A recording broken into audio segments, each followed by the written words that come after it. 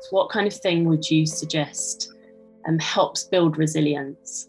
I think we need to fully understand what it is that we mean by resilience and take a step back.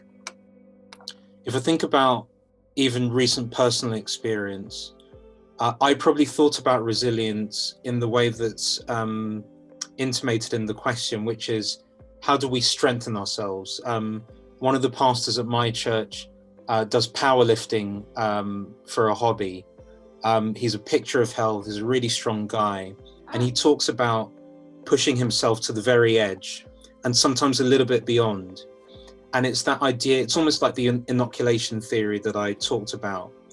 If you've pushed yourself physically, emotionally to a certain limit, maybe it prepares you for future adversity and that ability to push through. That's the image a lot of people have of resilience. Very recently, I was struck down with COVID-19. I was heavily reliant on support from my family, just for day-to-day activities around the house, and spiritually from my church community, because even things that one would like to do in that situation, like maybe praying a bit more, became quite challenging. So I think there's something moving resilience away from it being an individual pursuit to something that we do within our communities is also really important.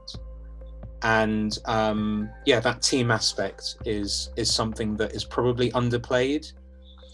And I talked about the intrinsic toughness, and it's a double-edged sword, because we want to be tough, but the opposite is that we might feel that we're weak and not resilient enough. And I feel that the burden is too much on the individual, and sometimes there's something powerful, and I experience this, about being vulnerable and having a sense of dependency on others. In other settings, dependency isn't a good thing, but sometimes we support others, other times we need to rely on others to help us through challenging times. And I think that's often lost in the discussion around resilience.